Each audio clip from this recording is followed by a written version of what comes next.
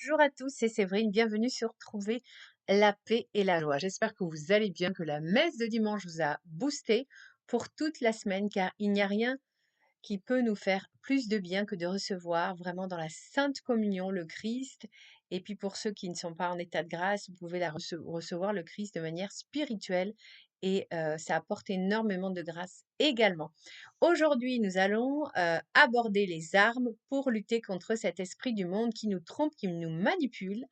Et je vous invite vraiment d'emblée à vérifier que vous êtes bien abonné, à activer la petite cloche et à vous engager évidemment à liker et à partager ce podcast, car je ne fais pas ce podcast pour moi, je le fais parce que voilà, Dieu m'a donné cette mission d'évangéliser sur Internet, donc je le fais pour que il soit écouté par un maximum de personnes, car il y a beaucoup de personnes, chrétiennes ou non, qui sont désespérées par le monde dans lequel nous sommes, et je pense qu'elles ont vraiment besoin de connaître la parole de Dieu.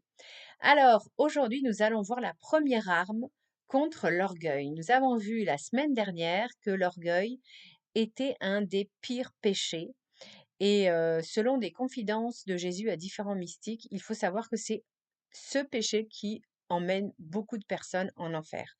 Pourquoi? Parce que des personnes qui sont plongées dans l'orgueil toute leur vie, eh bien, au dernier moment, quand il s'agit de reconnaître, on se retrouve donc quand on meurt face au Christ, quand il s'agit de reconnaître que Jésus est Dieu, de lui demander pardon, car oui, jusqu'au dernier moment, quand on est à l'agonie, on peut demander pardon. Eh bien, ces personnes-là, elles ont tellement d'orgueil en elles qu'elles refusent de voir Jésus, qui est pourtant devant elles, et de le reconnaître comme Dieu. Donc, vous voyez que l'orgueil, c'est ça qui mène en enfer. C'est vraiment un péché mortel. Nous devons lutter contre cet orgueil. Cet orgueil nous amène, donc nous l'avons vu dans les épisodes de la semaine dernière, à penser que bien l'homme est tellement intelligent avec toutes ces technologies, toutes ces prouesses médicales, ces voyages dans l'espace, que finalement, on n'a plus besoin de Dieu. Eh bien, pour lutter contre l'orgueil, l'arme fatale, c'est l'humilité. Et le meilleur exemple d'humilité, c'est le Christ. Il était Dieu et il s'est abaissé à la condition d'homme. Il a d'abord été un embryon, puis un petit fœtus, puis un bébé. Il a dû, voilà, être longé par sa mère. Vous imaginez quand même l'humilité incroyable du Christ. Donc, il nous donne une très, très grande leçon d'humilité que, voilà, c'est très important. L'humilité, ça vient de humus, qui veut dire la terre. Or, comme dit la parole de Dieu, tu es poussière et tu retourneras à la poussière. Il faut vraiment nous voir tels que nous sommes. Finalement, nous sommes qu'un petit grain de poussière dans l'espace. Mais évidemment, ce grain de poussière, il est aimé de Dieu. C'est ça qui est important. Notre petitesse n'empêche pas que Dieu nous aime. Ou même, on va dire que malgré ou grâce à notre petitesse, Dieu nous aime énormément parce que voilà, il nous aime comme un parent, une mère, un père va aimer son tout petit qui est fragile. Il sait que nous sommes fragiles et il veut nous aider. Donc, il est très important d'essayer toujours de rester humble. Je rappelle que le Christ a dit que qui s'élève sera abaissé et qui s'abaisse sera élevé. Donc plus nous demanderons à Dieu, nous lui dirons, voilà Seigneur, j'ai besoin de toi, je suis une petite créature faible, je n'arriverai à rien sans toi. Alors merci de m'aider dans tous les domaines de ma vie, car oui, Dieu va nous aider dans tous nos domaines. Il n'y a pas de restriction. Dans tous vos domaines, ayez assez d'humilité pour tout confier à Dieu et puis, l'humilité, c'est aussi accepter que parfois, eh bien, on ne réussisse pas tout et ce n'est pas grave. On a le droit d'avoir des échecs et les échecs, ce n'est pas, pour dire qu'on n'a aucune valeur. Non, on a de la valeur aux yeux de Dieu, mais il y a des moments où on ne pourra pas réussir et ce n'est pas grave car ces échecs nous apprendront quelque chose de très important sur la vie. Nous apprendrons la persévérance. Alors, comment fait-on au quotidien pour être sûr de rester dans l'humilité? Eh bien, on fait attention à ce qu'on met sous ses yeux. Il est évident que si on regarde le cinéma à l'heure actuelle, ce n'est pas un cinéma qui met en avant les personnes humbles. Ça peut arriver, mais c'est assez rare.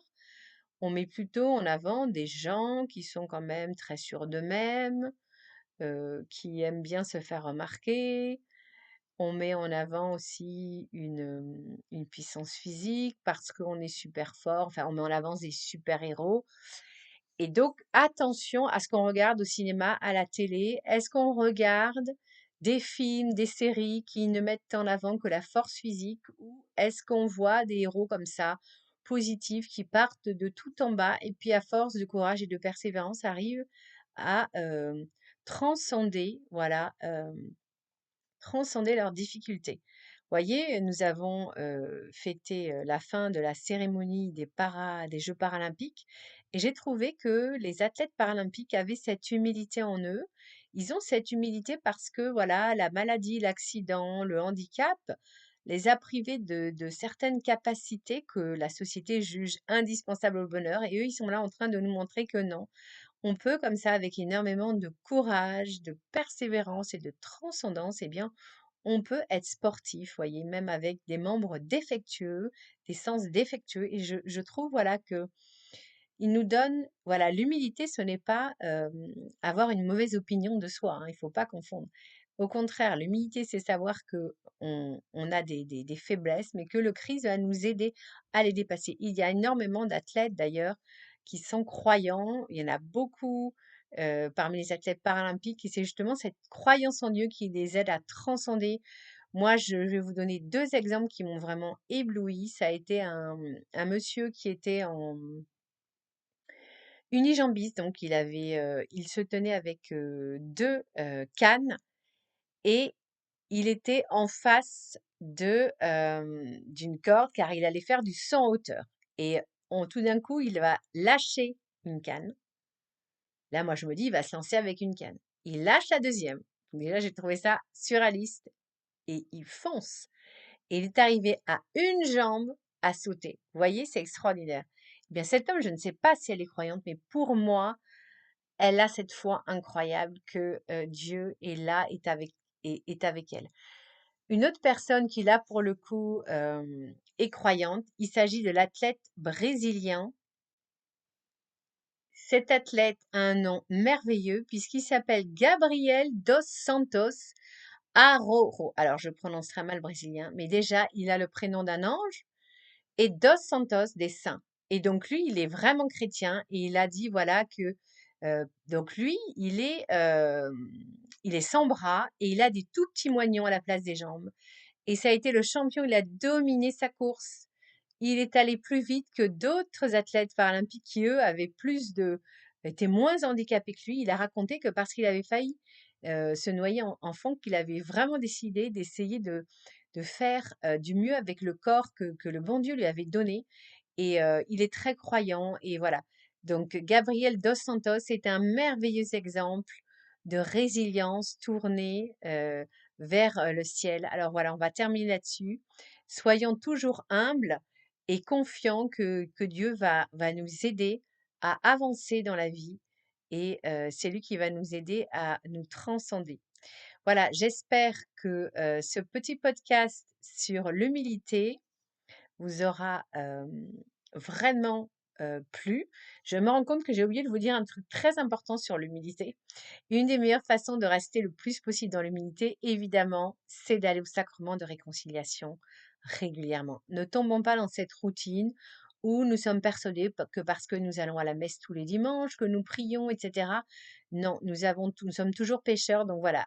Allons régulièrement au sacrement de réconciliation, au moins à chaque grande fête. C'est la meilleure façon de rester dans l'humilité et c'est la meilleure arme contre l'orgueil. Et plus nous serons nombreux à travailler cette vertu de l'humilité qui se travaille tout au long de la vie, eh bien, plus nous allons ainsi sanctifier l'Église qui en a bien besoin. Voilà, cette fois, ce podcast est terminé. Soyez bénis. Pensez à liker, à partager autour de vous pour faire connaître cette arme spirituelle puissante qui est l'humilité. Et on se retrouve mercredi où je vous donnerai d'autres armes spirituelles pour lutter contre l'esprit du monde et ses manipulations. À bientôt!